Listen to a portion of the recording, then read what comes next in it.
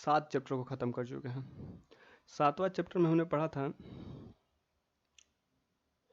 कि शांति की, विश्व शांति की प्रयास, क्या विश्व शांति का प्रयास हमने किया था। अब शांति हो गया, अब किसान और खेतिहर समाज के बारे में भी हम लोग पढ़ लेते हैं। ये चैप्टर थोड़ा अजीब है, अजीब इस सेंस में है कि इसमें थोड़ा हिस्ट्री का भी पार्ट है, साइंस का भी पार्ट है, ज्योग्राफी का भी पार्ट है, सबको मिला जुला के एक चैप्टर बना दिया गया है, किससे, कृषि और खेतिहर समाज। इसके पहले हमने विश्व शांति के प्रयास के बारे में पढ़ा। उसमें जितने भी प्रश्न बन सकते थे आपके एग्ज़ाम में, जो अनुमानित या संभावित हैं कि आपके एग्ज़ाम में आएंगे ही, उनको हमने डील किया। इस चैप्टर में भी 100% जो एग्ज़ाम हमने यहाँ पर 30 से 35 क्वेश्चन कराएंगे, इससे कन्फर्म है कि 2-4 क्वेश्चन आपको एग्ज़ाम में लड़ेंगे ही लड़ेंगे। और इस चैप्टर का नाम है कृषि और खेतिहर समाज। इसमें जितने भी इंपॉर्टेंट क्वेश्चन है उसको हमने ले लिया है। इसके पहले हमने पढ़ा कि विश्व शांति के प्रयास, विश्व शांति के प्रयास से पहले भी हमने पढ़ा आदिवासी जनजातीय विद्रोह। उसके पहले हमने जर्मनी की इतिहास के बारे में जाना कि हिटलर क्या कर रहा था, कैसे वहाँ की इतिहास आगे बढ़ी। फिर हमने आदिवासी जनजातीय विद्रोह के बारे में पढ़ा, कहाँ से किस जनजातीय ने विद्रोह किया, किस जाति ने विद्रोह किया। उसके बाद हमने पढ़ा कि विश्व शांति के प्रयास किस तरह चला, यूनाइटेड नेशन क्या है, यूनाइटेड नेशन के कितने भाग होते हैं, उसकी हेडक्वार्टर क्या है, उसका प्रेसिडेंट कौन है, प्रथम प्रेसिडेंट कौन था, प्रेजेंट टाइम में प्रेसिडेंट कौन है, ये सब का अध्ययन हमने किया। राष्ट्रीय संघ क्या था, राष्ट्रीय संघ का फॉर्मेशन कब हुआ था, इसका अध्ययन हमने इसके पहले वाले चैप्टर विश्व शांति प्रयास में हमने किया। इस चैप्टर में हमने पढ़ेंगे कि भारत में किसान और कृषि से रिलेटेड जितने भी प्रश्न बन सकते हैं उनको हमने यहाँ पर डील करेंगे। चलिए पहला क्वेश्चन हम लोग देख लेते हैं। पहला क्वेश्चन है कि दलहन फसल वाले पौधों की जड़ की गांठ में पाया जाता है नाइट्रोजन स्थिरीकरण जीवाणु, पोटाशियम स्थिरीकरण जीवाणु, फॉस्फेट स्थिरीकरण जीवाणु, या इनमें से कोई नहीं। इसका राइट आंसर क्या हो जाएगा? आप जानते हैं कि राइबोज नामक एक बैक्टीरिया पाया जाता है। अगर आप बायोलॉजी या पढ़े होंगे क्लास 7-8 में तो आपको पता होगा कि जो दलहन फसलें होती हैं उनमें नाइट्रोजन फिक्सर एक बैक्टीरिया राइबोजियम जिसको बोलते हैं, क्या बोलते हैं, राइबोजियम जिसको बोलते हैं, वो मौजूद रहता है। वो क्या करता है? नाइट्रोजन फिक्सिंग का काम करता है। क्या नाइट्रोजन फिक्सिंग का काम करता है? तो इसका राइट आंसर क्या हो जाएगा? नाइट्रोजन स्थिरीकरण जीवाणु या नाइट्रोजन स्थिरीकरण जीवाणु, इसको इंग्लिश में राइजोबियम बोलते हैं। जो क्या काम करता है कि नाइट्रोजन को, जो एनवायरनमेंट में हमारा 71% नाइट्रोजन है, उसको ज़मीन में लेके आ जाता है। क्या करता है? ज़मीन में फिक्स कर देता है ताकि हमारे पौधे ग्रो कर सके। आपको जानकर हैरानी होगी कि भारत के जितने भी ज़मीन है वहाँ नाइट्रोजन की कमी पाई जाती है, चाहे एलुवियल सॉइल हो, ब्लैक सॉइल हो, रेड सॉइल हो, लेटराइट सॉइल हो या डेजर्ट सॉइल हो। इन सभी सॉइलों में क्या पाया जाता है? एल्यूमिनियम की नाइट्रोजन की कमी पाई जाती है। जितने भी भारत में ज़मीन है वहाँ नाइट्रोजन की कमी ही पाई जाती है। कोई ऐसा ज़मीन नहीं है जहाँ नाइट्रोजन की उपलब्धता अच्छी खासी अमाउंट में हो ताकि हमें राइजोबियम नामक बैक्टीरिया का इस्तेमाल ना करना पड़े। हम लोग राइजोबियम नामक बैक्टीरिया का इस्तेमाल इसलिए करते हैं ताकि हम ज़मीन में नाइट्रोजन फिक्स कर सकें, क्योंकि जो फसल उगाया जाता है उससे वहाँ की नाइट्रोजन में कमी आ जाती है और प्रॉपर ग्रोथ के लिए नाइट्रोजन की आवश्यकता अत्यंत आवश्यक है। इसीलिए हम लोग फर्टिलाइज़र का प्रयोग करते हैं। एनपीजी या जो इस तरह के फर्टिलाइज़र यूज़ करते हैं वो भी क्या करता है? नाइट्रोजन प्रोवाइड कराता है पौधे को।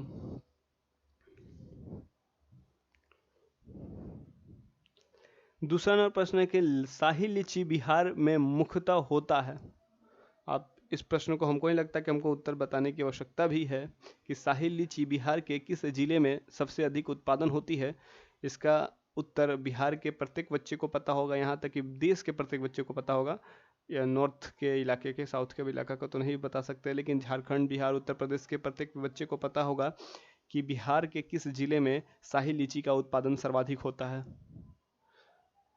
इसका आंसर हम नहीं बताने वाले, आप कमेंट बॉक्स में लिख दीजिएगा कि बिहार में लीची का सबसे अधिक उत्पादन किस जिले में होता है।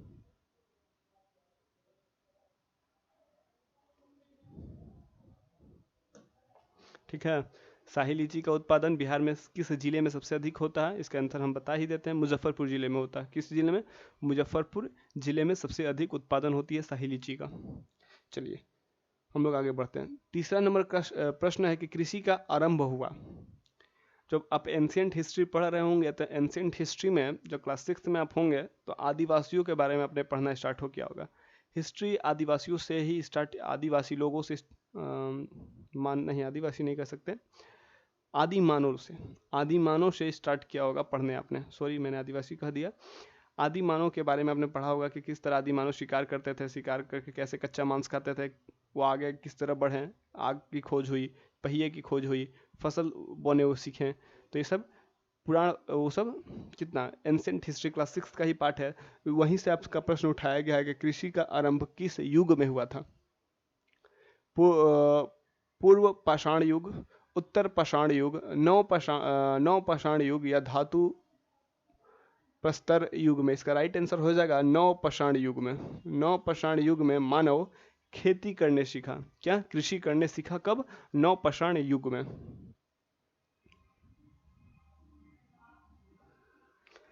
चौथा नंबर क्वेश्चन है कि जूते हुए खेतों का प्रमाण किस हड़प्पाई स्थल से मिला।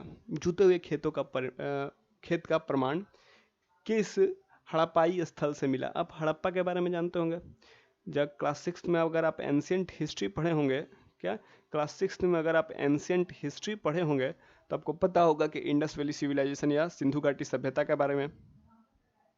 सिंधु घाटी सभ्यता क्या थी, उसकी खोज किसने की थी, उसकी राजधानी क्या थी, किस तरह की सभ्यता थी, किस तरह के वस्तु यूज किए जाते थे, कौन से वस्तु का यूज नहीं किया जाता था, किस तरह के जानवर को वो लोग जानते थे और किस तरह के जानवर को वो लोग नहीं जानते थे, उनके बारे में उनको नॉलेज नहीं थी। ये सब की जानकारी अपने क्लास 6 में ही पढ़ लिया होगा। सिंधु घाटी सभ्यता यानी एंशिएंट हिस्ट्री, प्राचीन भारत का इतिहास जब आप पढ़े होंगे, क्लास 6 में ही सब पढ़ना था हमें, तो आप अच्छी तरह से वहाँ पढ़ लिए होंगे और हमको पूर्ण विश्वास है कि आपको पता होगा ये सब का आंसर। जूते हुए खेतों का प्रमाण हड़प्पा के किस स्थल से मिला था, तो ये कालीबंगन से मिला था।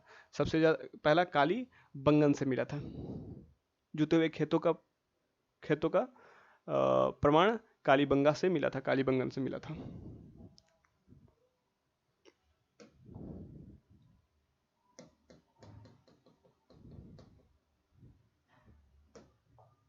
कि बिहार में पहली चीनी मिल कहाँ लगाई गई थी। बिहार में पहली चीनी मिल कहाँ लगाई गई थी, तो ऑप्शन में हमारा चंपारण, सारण, हाजीपुर या मुजफ्फरपुर। इसका राइट आंसर क्या हो जाएगा?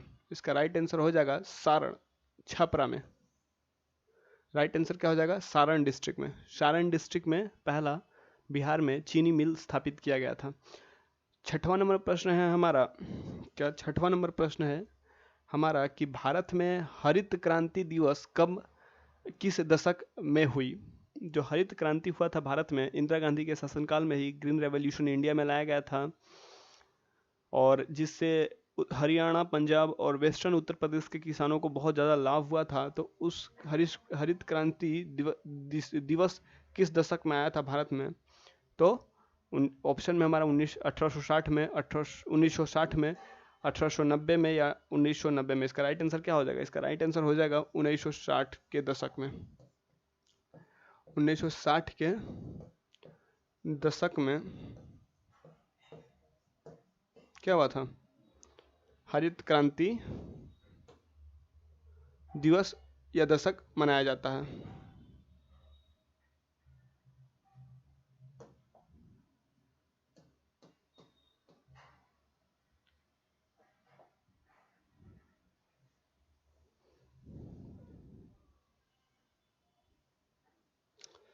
रबी फसल की बुआई होती है। क्या? रबी फसल की बुआई, खरीफ और रबी आप जानते ही होंगे क्योंकि बिहार से हैं आप, तो बिहार एक कृषि प्रधान राज्य है जहाँ खेती बहुत ज़्यादा होती है।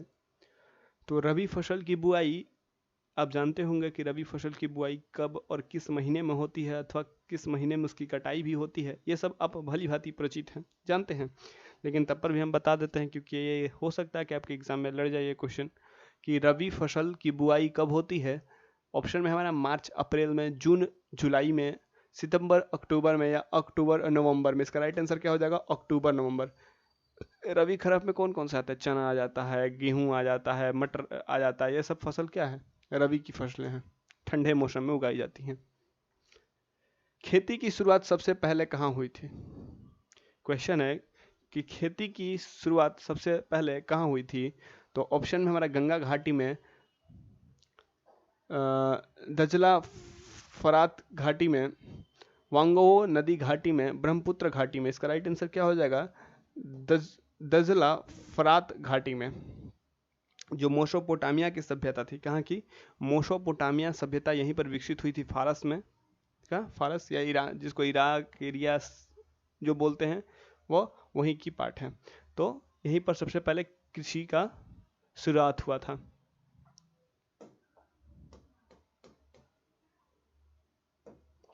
क्वेश्चन है कि केला बिहार में मुख्यतः होता है, मतलब क्वेश्चन पूछना चाहता है कि केला बिहार में सर्वाधिक किस जिले में उत्पादन होती है केला का। ये क्वेश्चन आपसे पूछकर बेईमानी किया जा रहा है। ये अगर क्वेश्चन आपसे पूछकर बेईमानी किया जा रहा है, यह सभी जानते हैं कि बिहार के प्रत्येक बच्चा को पता होगा कि केला बिहार के किस जिले में सर्वाधिक उत्पादन की जाती है। तो तब पर भी हम लोग देख लेते हैं, क्या करिएगा, एग्ज़ाम में हो सके किसी को ना पता हो और यही एग्ज़ाम में आ जाए तो फिर तकलीफ दे हो जाएगी आपके लिए। और ये कंफर्म है कि ये सब क्वेश्चन आपके एग्ज़ाम में आएंगे ही आएंगे। तो केला बिहार में मुख्यतः होता है समस्तीपुर डिस्ट्रिक्ट में, हाजीपुर और नौगछिया में, सारण में, सहरसा में, मुजफ्फरपुर में। इसका राइट आंसर क्या हो जाएगा? हाजीपुर, नौगछिया में।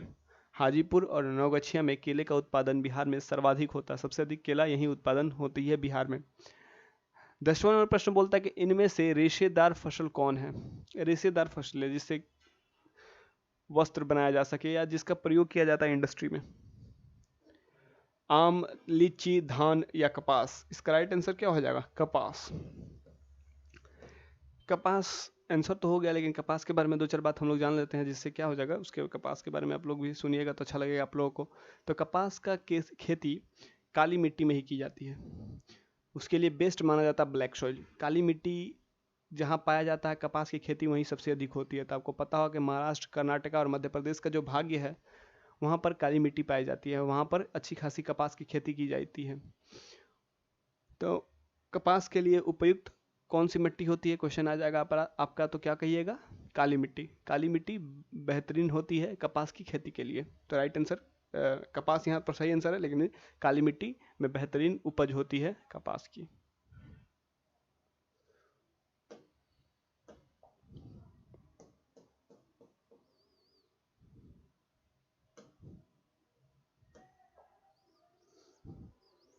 क्वेश्चन है कि निम्नलिखित में अगहनी फसल कौन सी है? धान, जूट, गेहूं, मूंग। इसका राइट आंसर क्या हो जाएगा? गेहूं। गेहूं इसकी राइट आंसर हो जाएगी। गेहूं क्या है? अगहनी फसल है। क्या है? अगहनी फसल है।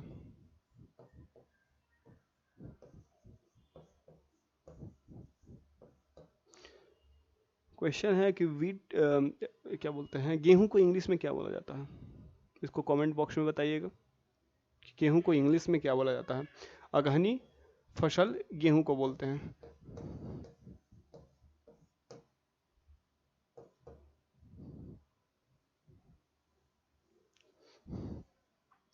इस चैप्टर में आप देख रहे हैं कि हड़प्पा सभ्यता से भी क्वेश्चन लिया गया है, यानी क्लास 6 से भी क्वेश्चन उठाया गया है। तो 12वां नंबर प्रश्न है हमारा, हड़प्पा के किस स्थल को जलाशय का प्रमाण, हड़प्पा के किस स्थल में जलाशय का प्रमाण मिला है? लोथल में, धोलावीरा में, रंगपुर में या हड़प्पा में? इसका राइट आंसर हो जाएगा धोलावीर में। धोलावीरा में क्या मिला है? जलाशय का प्रमाण मिला है। कहाँ पर? हड़प्पा में। हड़प्पा सभ्यता में, हड़प्पा जो कालीन युग था या इंडस वैली सिविलाइजेशन थी, इंडस वैली या सरस्वती सिविलाइजेशन थी, उसमें जलाशय का प्रमाण धोलावीरा से मिला है।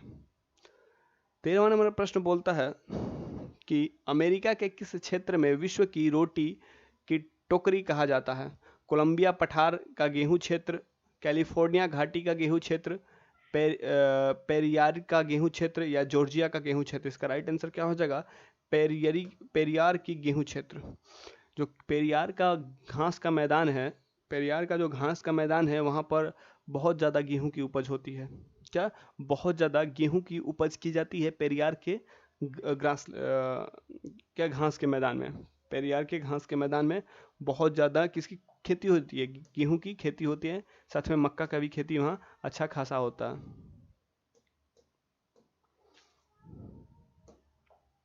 क्वेश्चन है हमारा, सामूहिक खेती का प्रचलन कहाँ नहीं है?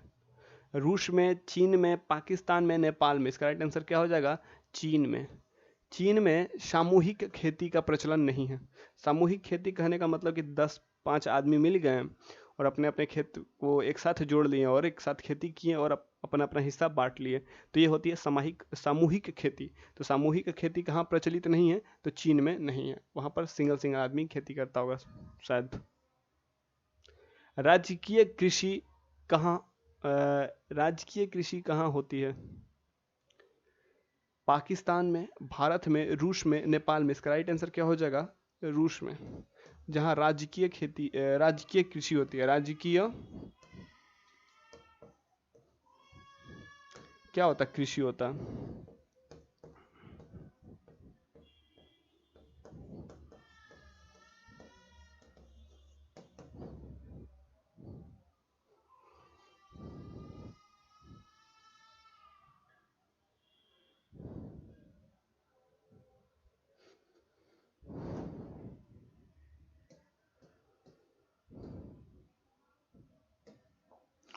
गर्म फसल की खेती किस ऋतु में होती है?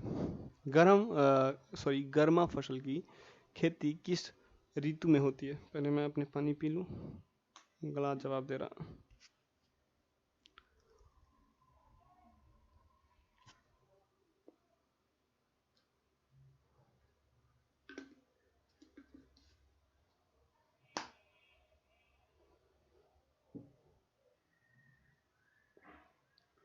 क्वेश्चन क्या हमारा कि गर्मा फसल की खेती किस ऋतु में की जाती है?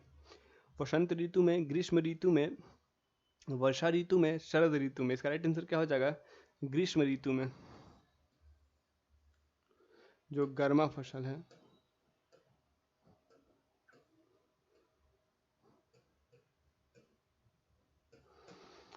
समर सीजन में या ग्रीष्म ऋतु में उसकी खेती की जाती है। 17वां नंबर प्रश्न बोलता है, निम्नलिखित में अगहनी फसल कौन सी है? धान, गेहूं, मसूर, मूंग। इसका राइट आंसर क्या हो जाएगा? धान। धान इसका राइट आंसर हो जाएगा। धान को अगहनी फसल बोलते हैं। अगहनी फसल कहा जाता है किसको? धान को। किसको? धान को अगहनी फसल कहा जाता है।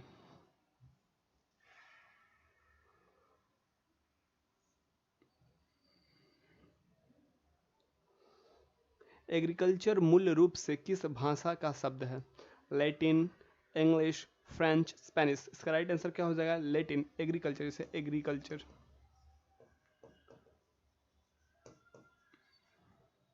इसको लैटिन वर्ड से लिया गया है, लैटिन। इसका कुछ तथ्य बता दूं मैं आपको।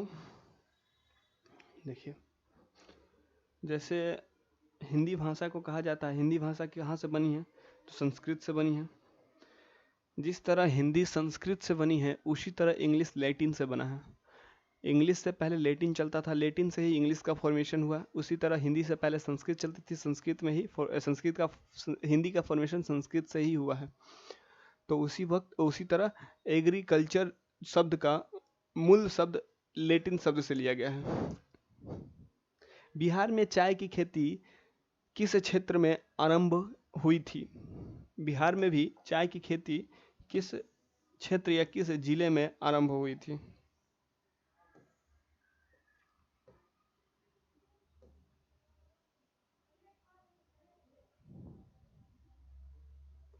ऑप्शन में क्या है? पूर्णिया, किशनगंज, हाजीपुर, मधुबनी। ये आप समझ जाइए कि चाय की खेती किस इलाके में होती है? पहाड़ी इलाके में होती है, जहाँ वर्षा भी अच्छा खासा हो जाए। तो आपको कौन सा इलाका पहाड़ी इलाका लग रहा है? पूर्णिया, हाजीपुर, मधुबनी या किशनगंज? इसका राइट आंसर हो जाएगा किशनगंज। किशनगंज आप जानते होंगे कि पश्चिम बंगाल जो दार्जिलिंग का इलाका पड़ता है, वहाँ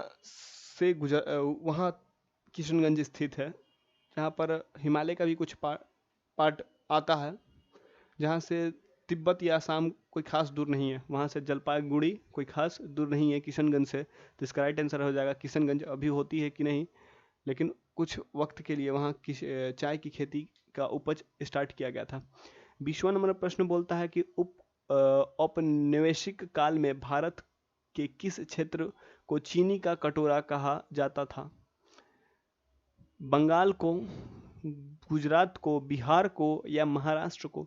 इसका राइट आंसर यहाँ पर तो बिहार है। क्या है? बिहार को कहा जाता था औपनिवेशिक काल में भारत का चीनी का कटोरा। चीनी का कटोरा कहा जाता था क्योंकि उस समय यहाँ पर चीनी की बहुत ज़्यादा उत्पादन की जाती थी। औपनिवेशिक काल यानी अंग्रेजों के समय, जब भारत गुलाम था। लेकिन जैसे जैसे हम लोग आज़ाद हुए, आज़ाद होने के बाद यह तबका बिहार से छिन गया, चीनी का कटोरा बिहार से छिन गया, क्योंकि यहाँ गन्ना का भी खेती अच्छा खासा होता था और जितने भी चीनी मिल थे वो बंद हो गए हैं बिहार में। बिहार में चीनी मिल नहीं के बराबर है। और वहीं उत्तर प्रदेश में अच्छा खासा चीनी मिल है और चीनी गन्ना का उत्पादन भी अच्छा खासा होता है, इसीलिए चीनी का कटोरा उत्तर प्रदेश को कहा जाता है, ना कि प्रेजेंट टाइम में बिहार को कहा जाता है। लेकिन औपनिवेशिक काल में बिहार को चीनी का कटोरा कहा जाता था। रेशेदार फसलों को चुने। आम, धान, लीची का होता चिली या कपास? तो इसका राइट आंसर क्या हो जाएगा? रेशेदार फसल क्या है? कपास, जूट, ये सब रेशेदार फसलें होती हैं जिनका प्रयोग इंडस्ट्री में कर करके फाइन प्रोडक्ट बनाया जाता है। क्या प्रोडक्ट? कपड़ा बनाने के लिए, रस्सी बनाने के लिए या अनेक अनेक तरह के इक्विपमेंट्स बनाने के लिए इन रेशेदार फसलों का प्रयोग किया जाता है। अगहनी फसल को चुने। चावल, जूट, मूंग, गेहूं? इसका राइट आंसर क्या हो जाएगा? चावल यानी धान। अगहनी फसल, इसके पहले भी मैंने बताया कि अगहनी फसल कौन है?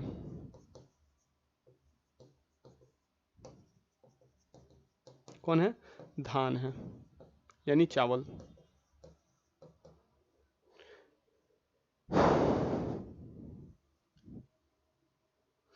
क्वेश्चन हमारा और अंतिम 23वां कि किसान बिहार में गन्ने की खेती सबसे कम कहाँ होती है? एक तो बिहार में गन्ने की खेती कम होती ही होती है, लेकिन किस जिले में सबसे कम होती है?